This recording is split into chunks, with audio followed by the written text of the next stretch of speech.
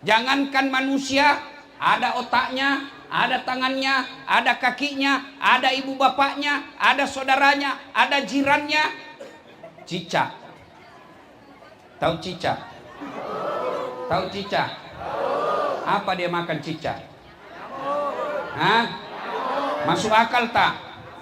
Nggak masuk akal. Cicak cuma di dinding. Nyamuk terbang. Macam mana dia boleh ketemakan? Ini satu di dinding, satu terbang. Tidak pernah mati kelaparan.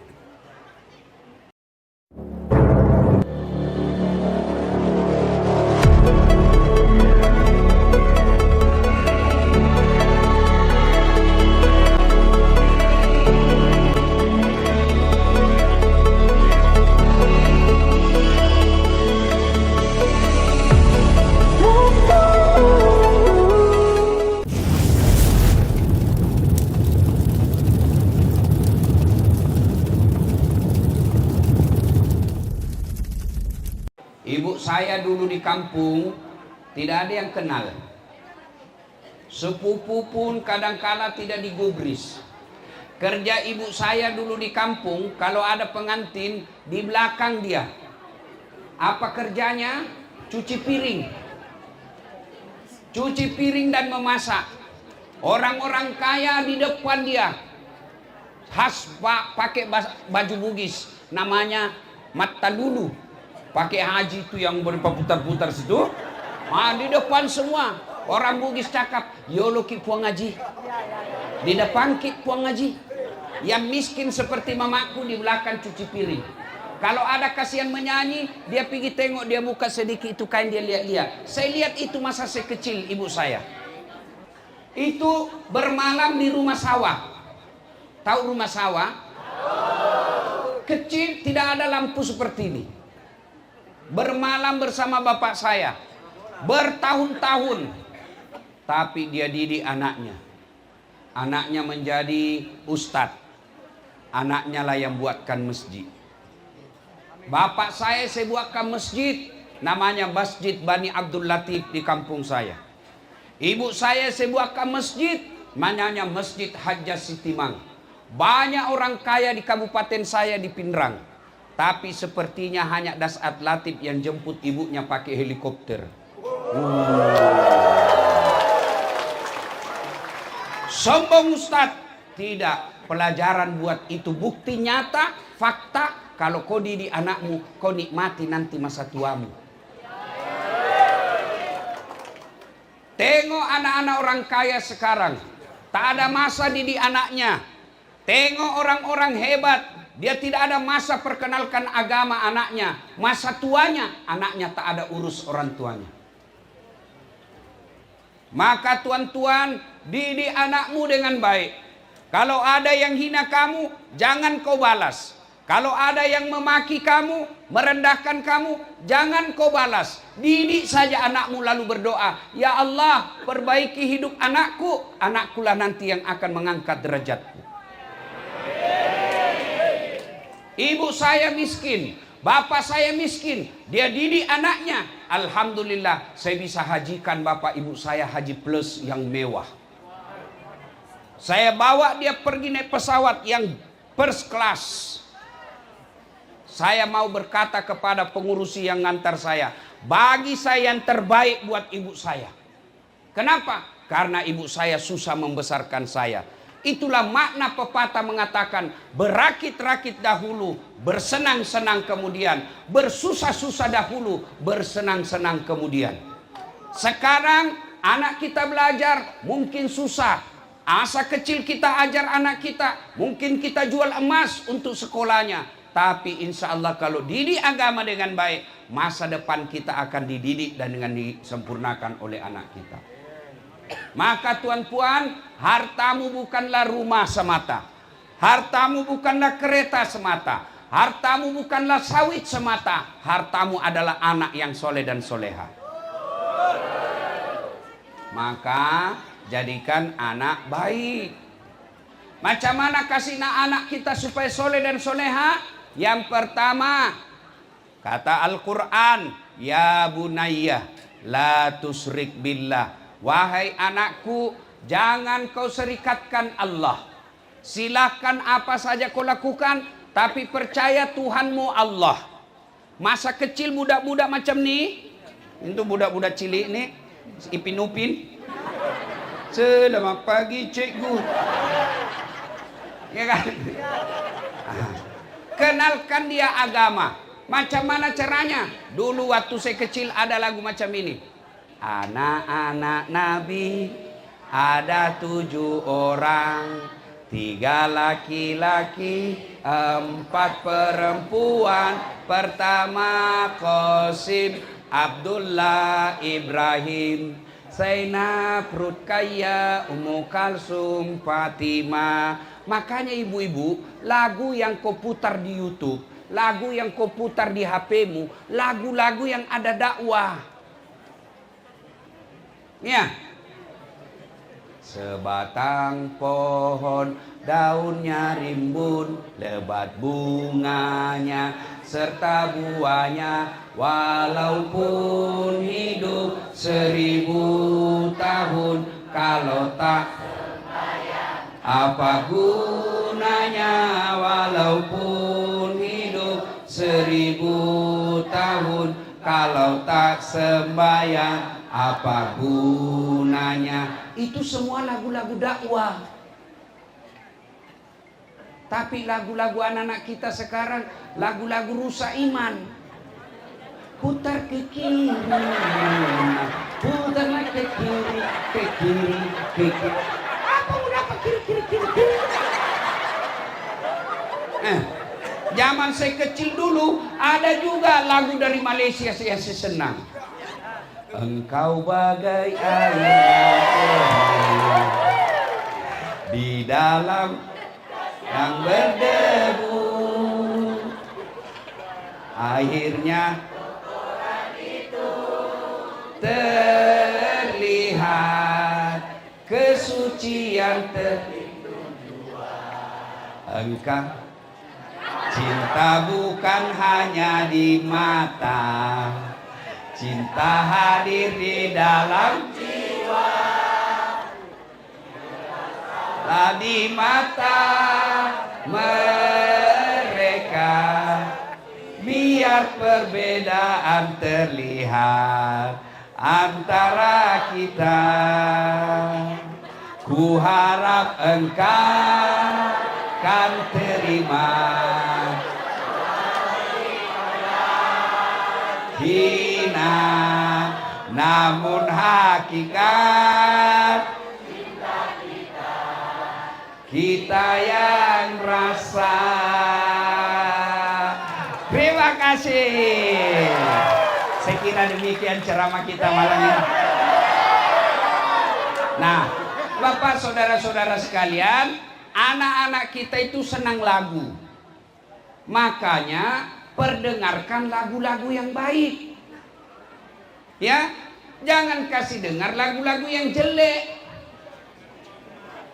Kalau lagu-lagu porno kau ajarkan, pikirannya porno-porno. Setiap ada kamu, kita, apa kau dapat itu? Ya, saya dulu lagu-lagu dakwah. Bila kamu di sisiku. Bagus lagunya. Itu lagu ibu kepada suami. Ya. Nah, berikutnya apalagi ajarkan anak-anak kita menurut Quran. Camkan pada dirinya, apapun yang kamu lakukan Allah pasti tengok kamu. Kamu di kamar mandi Allah tahu. Kamu di bilikmu sendiri Allah lihat. Kamu pergi jalan Allah rekam. Semua yang kau lakukan nak pasti Allah tahu. Apalagi menurut ulama, didik anak lahir kasih nama yang baik. Kalau nama-nama orang Malaysia itu alhamdulillah bagus-bagus. Ya, Najmi, Aziza, Ajlan. Ya kan? Ya. Nah, jangan lagi kau rubah-rubah namamu. Dikasih nama Abdurrahman, dia ganti Dul. Ya. Ada yang cakap, apa arti sebuah nama? Bayangkan kalau kau tidak ada namamu semua. Macam mana kau itu calon yang mau diundi? Kalau tidak ada namanya, pilih saya. Siapa? Anu. Siapa? Anu. Nama penting. Dalam Islam itu, nama adalah doa. Kalau namanya Abdurrahman, itu satu. Kalau namamu kau sebut, saya bisa tahu siapa agamamu. Coba kau sebut namamu. Abdurrahman, Muslim. Bertustinus Taitutus, biasanya non Muslim. Iya toh? Dua, dari namamu saya tahu sukumu. Margono, Jawa. Ya kan? Ya. Cimpingko, Chinese. Ambok Dale, Bugis. Ya kan? Mana ada? Namamu siapa? Ambotang. Suku Jawa. Tidak mungkin dah. Nah. Maka kasih nama yang baik. Begitu dia besar, sudah maknanya dia tahu. Nah, saya bagi kau nama Sumayyah. Siapa itu Sumayyah, Mak? Inilah orang perempuan pertama yang mati membela agama. Meskipun dia derajatnya, dia orang budak, tapi membela agama, mencintai Nabi, dia mati karena mempertahankan imannya. Saya mau kau buat iman seperti itu, nak. Dia lelaki kasih nama. Nak, saya kasih kau nama siapa? Nama saya? Saya kasih kau nama Khalid. Khalid ini ada sahabat namanya Nabi, namanya Khalid bin Walid. Dialah yang mempertahankan dan menyebarkan Islam, menaklukkan kerajaan Romawi dan kerajaan Persia pada isu. Saya mau kau hebat seperti Khalid bin Walid. Nah, saya kasih kau nama Lionel Messi, supaya kau jago main bola. Apa Lionel Messi, hidungnya saja PC. Ya, bagi nama yang baik. Jangan kau cakap nama tidak penting. Nama penting. Dan di akhirat kelak, orang-orang yang nama-nama Islam, awal dia dipanggil di padang mahsyar. Dipanggil satu-satu. Siapa yang dulu yang dipanggil nanti? Ini bayangkan, Bu, orang undi raya saja macam ini banyaknya. Kalau panggil satu-satu diadili, namamu siapa? Berapa umurmu? Itu kereta kau dapat dari mana? Gajimu berapa? Kau gunakan gajimu. Satu orang bisa 1 minggu diperiksa. Satu orang tuh. Macam mana kalau dari Adam sampai kiamat? Berapa triliun manusia panggil satu-satu. Ada kitab saya baca, paling lama kita menunggu di padang mahsyar, paling sebentar, paling ringkas 50.000 tahun. Masa itu tidak pernah duduk 50.000 tahun. Masa itu tidak pernah minum. Masa itu kata Nabi, matahari tinggal 1 jengkal dari kepalamu. Maka dipanggillah kita satu-satu. Siapa dulu yang dipanggil? Bukan atok kita yang meninggal duluan. Siapa? Nama-nama Islam dulu. Abdurrahman, Abdul Jabbar, Siti Fatimah, Aisyah, Das'at Latif. Dulu dipanggil Tony, Joni, Ningsi, Nining, Titi. Aku di belakang semua. Ya. Salatullah, salatoha, salatullah. Ayo keras-keras.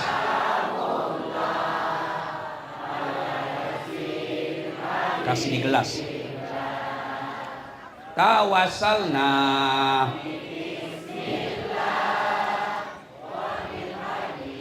Rasulillah wa kulli mujahidilillah bi ahlil bait. Ya, satu, kasih dia lagu-lagu yang membesarkan akidah. Anak-anak senang. 2, kasih nama yang baik. 3, jangan kasih makan uang haram. Uang sogo, undi raya, jangan kasih makan. Iya, Bu, Bu, Pak, Yang susah itu buat anak bukan perut. Ada tak di sini kaki batangan, kina batangan? Hah? Janganlah kau ketawa, saya bukan orang sini, Bang. Kalau kau sebut di daerah di Sulawesi Selatan, Sopembone, Takalar, saya tahu semua. Ya kan? Ini dia tunggu memang saya salah. Kina batangan. Hah? Kaki batangan. Kina batangan. Saya tanya, ada tak di sini di kina batangan mati karena lapar? Ada? Anda ada mati karena tidak makan? Tapi saya curiga ada mati karena dada. Ada mati karena mabuk. Ada mati karena lapar, balap. Maknanya jangan risau soal perut. Tuan-tuan, jangan kau risau soal apa dia makan anakmu, karena Allah sudah jamin rezekinya. Kau risau kalau kau tak didik anakmu dengan baik. Ini makan, tidak mungkin Allah makhluknya mati kelaparan, tidak mungkin. Jangankan manusia, ada otaknya, ada tangannya, ada kakinya, ada ibu bapaknya, ada saudaranya, ada jirannya. Cicak. Tahu cicak? Tahu cicak? Apa dia makan cicak? Hah? Masuk akal tak? Nggak masuk akal. Cicak cuma di dinding. Nyamuk terbang. Macam mana dia boleh ketemakan? Satu di dinding, satu terbang. Tidak pernah mati kelaparan. Kau dengar lagu orang Indonesia dulu. Cicak-cicak di dinding diam. Datang seekor nyamuk. Hap. Nyamuk yang datang. Tidak dia kata cicak lompat ke nyamuk. Iya toh? Maka kau jangan risau soal makan anakmu. Kau risau kalau anakmu tidak tahu mengaji. Kau risau kalau anakmu tidak tahu sholat. Kau risau kalau anakmu tidak pernah datang pengajian. Maka tuan-puan yang saya muliakan, kalau kau boleh bawa anakmu ke pasar raya, kalau kau boleh bawa anakmu ke Sampurna pergi wisata, holiday, kenapa pengajian macam ini anakmu tidak boleh kau bawa? Kalau anakmu ulang tahun, kau boleh bawa dia pergi melancong. Kenapa acara pengajian begini anakmu kau tak bawa? Demi Allah saudara-saudaraku, yang punya anak, nanti kau akan ditanya. Saya beri kau amanah berupa anak 3 orang. Kenapa anakmu tidak ada yang pakai tudung? Kenapa anakmu subuh tidak ada yang sholat? Kenapa anakmu bonceng cewek bukan mahramnya? Dengar saudara-saudara sekalian, bagi orang tua yang punya anak, anakmu itulah nanti yang akan memberatkanmu ketika kau tidak didik dengan baik. Maka sekolah seperti ini, sampaikan kepada cikgunya, sampaikan kepada kepala sekolahnya, saya titip anakku, saya bayar semuanya, tapi tolong didik anak saya dengan baik. Kepada cikgu yang mengajar di sekolah ini, demi Allah kalian nanti juga akan ditanya. Orang tua sudah menyerahkan anaknya kepadamu. Dari pagi sampai tengah hari. Dia bayar mereka. Kamu biarkan anaknya tidak baik. Kamu ikut bertanggung jawab karena kau makan gaji negara. Maka orang tua juga harus sokong guru. Orang tua juga harus sokong punya sekolah. Supaya sekolah ini baik. Maka guru dan kepala sekolahnya juga harus memberikan pendidikan dan pengajaran kepada anak kita. Perhatikan anak-anak yang diasramakan. Jangan sampai ada yang dibully. Sekolah harus hadir.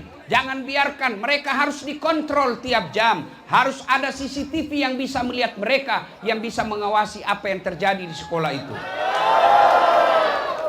Maka tuan-tuan yang saya muliakan, anak adalah amanah, maka didik amanah ini. Allah pasti minta pertanggungjawabannya.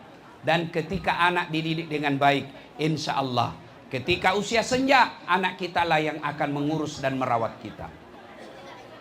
Bapak, saudara-saudara sekalian, Ya, sudah, jangan kasih makan uang haram. Beri nama yang baik, kasih contoh yang baik. Macam mana contoh? Nah, contoh ya, jangan harap. Orang tua sekarang banyak yang minta anaknya sholat, sementara orang tuanya sendiri tidak sholat. Anaknya dilarang merokok, sementara dia sendiri merokok. Awas kau ya, saya dapat kau merokok, saya tempelin kamu. 10 menit kemudian nak bilang, nak, pi kau belikan bapak rokok. Ini beleng-beleng ini. Iya. Kalau ada perokok di sini, jangan sampai ada cikgu yang merokok.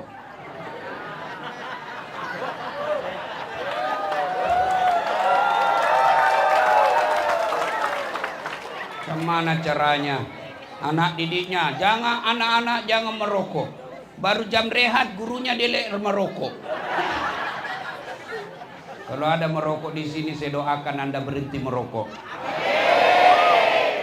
Kalau ada yang cakap rokok baik, panggil anakmu kau merokok sama-sama. Ya. Ibu-ibu senang tak suaminya merokok? Aku dengarlah itu bapak-bapak. Suamimu tak, istrimu tak senang kau merokok. Nah, ibu bapak, saudara-saudara sekalian, jangan kasih contoh yang keliru. Kalau kita orang tua mau punya akhlak yang baik, maka orang tuanya juga jangan kasih contoh akhlak yang buruk. Kalau mau ibu bapaknya dihormati sama anaknya, jangan kau pernah perlihatkan ibu bapak bertengkar depan anak. Ini kadangkala anak kita kasihan masih kecil, masih 10 tahun, 15 tahun, dia tengok ibunya dimaki-maki sama bapaknya. Bahkan ada anak yang lihat ibunya dilempar sama bapaknya. Kalau seperti itu, jangan harap anakmu nanti akan menghormati suamimu. Maka boleh bergaduh, boleh bertengkar, tapi jangan depan anak. Ini juga saya heran, suami istri bergaduh tiap hari, bertengkar, hamil lagi.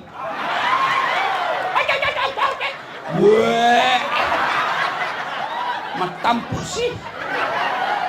Maka masasa. Buntil lagi. Nah, yang keempat, punya anak yang soleh dan soleha. Macam mana caranya? Doakan. Doa untuk anak yang soleh paling ringkas.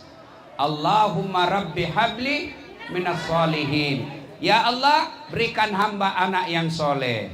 Solat hajat 2 rakaat boleh, 8 rakaat lebih baik. 2 rakaat saja saya mampu, Ustaz. 2 rakaat saja. Kau pasang alarm dalam HP-mu, jam 4 subuh berdering, bangun.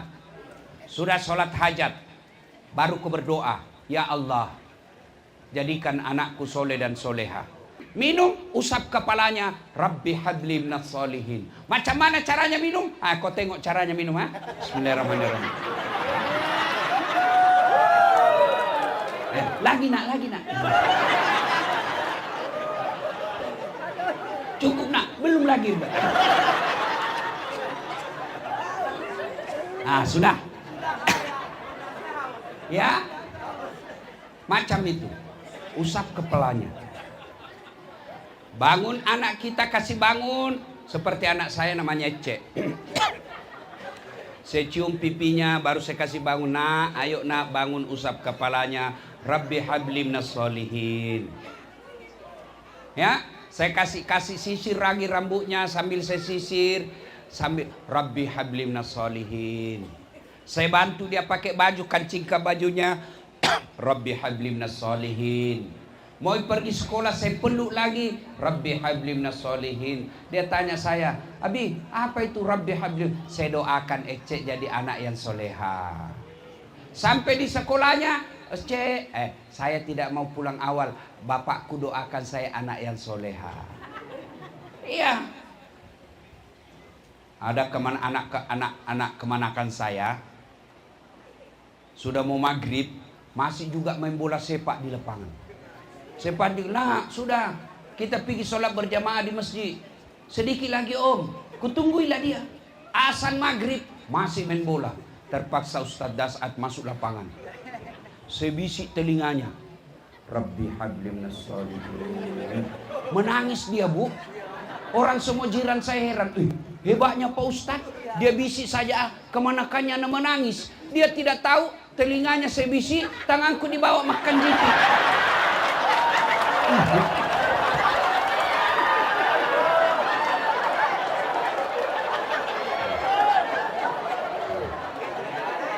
Maknanya apa? Anak kalau salah mesti dihukum. Supaya apa? Dia tahu kalau salah ada hukumannya. Tapi jangan lupa tetap doakan, karena petunjuk dan hidayah datang dari Allah Subhanahu wa Ta'ala. Maka doakan. Nah, selepas itu tuan puan, kau lihat perhatikan teman bergaulnya. Sekarang yang merusak anak-anak kita handphone. Ayo, anak-anak kita sekarang belum saatnya pegang handphone, dia sudah pegang handphone. Tahu Australia? Tahu Australia? Itu negaranya tidak Tuhan, tidak kenal Tuhan, tidak kenal Nabi Muhammad SAW. Tapi negara Australia membuat undang-undang anak di bawah 16 tahun tidak boleh pegang handphone. Anak di bawah 16 tahun tidak boleh punya Instagram, tidak boleh punya TikTok, tidak boleh Facebook. Padahal mereka bukan sahadat, mereka tidak kenal Nabi, tapi mereka tahu bahwa handphone merusak anak-anak kita. Kalau tuan puan terlanjur kasih anak handphone, mesti kalau balik dia sekolah, kau tengok apa isi handphonenya. Kau tengok apa isi handphonenya. Kalau handphonenya dia kasih kunci, password, hati-hati. Bisa jadi di dalam banyak film porno. Bisa jadi di dalam ada WhatsApp yang tidak baik. Apalagi kalau anakmu dia sendiri tidur di kamarnya, hati-hati. Ada yang sekarang merusak anak kita namanya video call. Dia bisa bertelepon. Kalau dulu zaman saya ada perempuan disuka surat, dikasih masuk dalam buku, kasih buku. Jumpa pun pegang tangan malu-malu. Sekarang anak-anak dalam bilik dia video call. Hai sayang. Ya bang, ku tengok dulu lidahmu dek. Tengok lagi sikit lagi. Saya tengok dulu.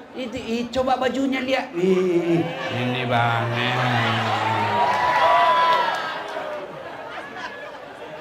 Hati-hati. Ya. Zaman orang tua dulu kalau sama anaknya, zaman saya kecil, satu bilik, satu tempat tidur, 3 kita di atas. Supaya apa? Ada yang bisa tahu kalau bapaknya lagi jatuh cinta kakaknya. Dia bilang adiknya, "Mak, aku tengok kakakku ada dia bikin surat." Mamanya sudah tahu, oh lagi jatuh cinta. Anak saya mesti diawasi. Hati-hati. Hati-hati milih sekolah. Sekolah sebaiknya jangan campur laki perempuan. Sekolah semestinya mesti dia bagi kalau sudah sampai di rumah. Orang tua periksa HP anakmu. Grup WhatsApp-nya kau tengok, Instagram-nya kau tengok, apa posting-posting videonya, apa posting-posting fotonya. Karena demi Allah kalau kau tidak awasi medsosnya, anakmu baik tapi yang rusak adalah media sosial. Hati-hati. Karena demi Allah, begitu ibu masuk nanti di kubur, anaklah yang akan mendoakan kita. Kenapa? Hujan. Bapak ibu saudara-saudara sekalian, karena hujan telah turun. Akhirnya suatu kali Nabi melempas di satu tempat. Nabi melewati satu tempat dan tiba-tiba Nabi berkata, "Langkahkan kakimu dengan cepat." Semua sahabat percepat langkahnya. Sampailah Nabi di tujuan. Selesai di tujuan itu, Nabi balik lagi dengan jalan yang sama. Ketika limpas di tempat pemakaman, kuburan, sahabat ingin percepat lagi kakinya. Nabi katakan, "Tak payah kau buru-buru, santai saja." Sahabat bertanya, Ya Rasulullah, waktu pergi lewat kuburan, kami disuruh buru-buru, cepat-cepat langkah. Kenapa setelah balik tak lagi? Nabi bersabda, andai saja kau punya telinga seperti telingaku, kamu dengar orang di dalam di kubur ini disiksa. Kenapa dia disiksa? Orang tuanya. Saya tidak tahan dan tidak tega mendengar dia disiksa, maka aku mau jauh laju-laju supaya saya tidak dengar lagi disiksa di kuburnya. Waktu balik, kenapa? Saya dengar dia tidak disiksa lagi. Kenapa? Allah perintahkan, wahai malaikat, hentikan siksaanmu di dalam kubur ini. Tidak mungkin orang tuanya saya siksa sementara anaknya lagi belajar mengaji membaca basmalah. Bismillahirrahmanirrahim. Dengan nama Allah Maha Pengasih dan Maha Penyayang. Tidak mungkin orang tuanya saya siksa sementara anaknya lagi baca Quran. Baru basmalah dia baca anaknya, orang tuanya dikubur sudah lepas dari siksa kubur. Itulah sebabnya kenapa bagi orang tua yang sudah meninggal kita doakan minimal kita bacakan Al-Fatihah. Kenapa? Karena suratul Fatihah itu akan menjejukkan kuburnya. Tapi kalau anakmu tidak tahu ngaji, anakmu tidak paham agama, maka mustahil dia bisa doakan kamu ketika sudah di alam kubur. Percaya tuan puan yang saya hormati, anak inilah harapan kita, maka kita harus didik dengan baik. Bagi saudara-saudara yang sudah meninggal orang tuanya, bagi saudara-saudara yang sudah wafat ibu bapaknya, bagaimana cara berbuat baiknya? Satu, doakan ibu bapakmu.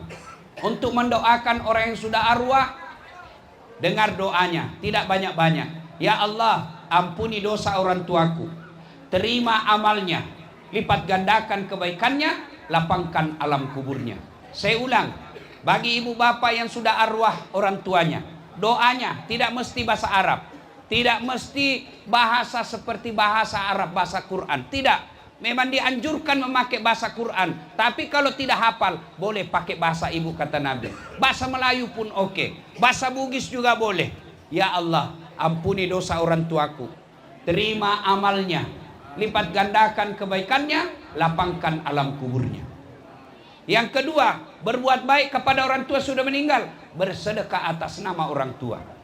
Saya mau orang tuaku terang kuburnya Ustaz, bayarkan listriknya masjid, insya Allah terang kuburnya. Saya mau sejuk kuburnya orang tuaku Ustaz, kirimkan ikon di masjid atau panti asuhan, insya Allah orang tuamu sejuk kuburnya. Yang ketiga cara berbuat baiknya, mengunjungi karib kerabatnya.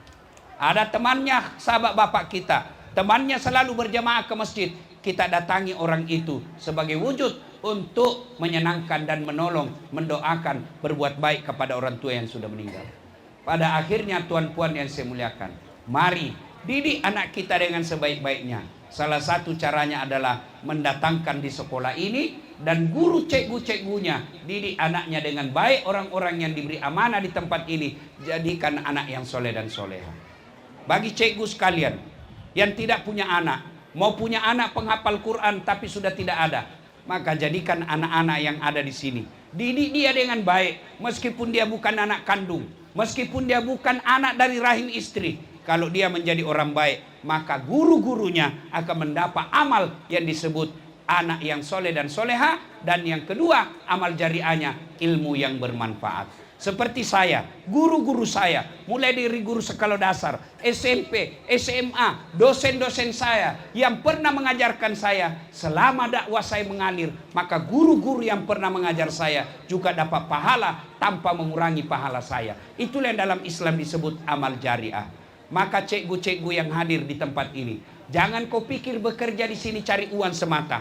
Jangan kau pikir bekerja di sini cari jabatan semata. Tapi jadikan anak murid kita sebagai amal jariah yang menolong kita di alam kubur kelak. Demikian, mohon dimaafkan. Terima kasih atas jemputannya. Saya berharap suatu masa boleh balik lagi datang di tempat ini. Terima kasih atas segala kehadirannya. Saya mohon maaf kalau tidak sempat berjabat tangan, karena kalau kita jabat tangan semua, saya tidak balik sampai pagi. Meskipun kita tidak berjabat tangan, di hatiku sudah ada tuan puan yang ada saya muliakan. Ya. Tidak ada guna ceramah ini kalau balik lagi kita tidak perhatikan anak. Titip terakhir, tuan-tuan, jaga sholatnya anak-anak kita.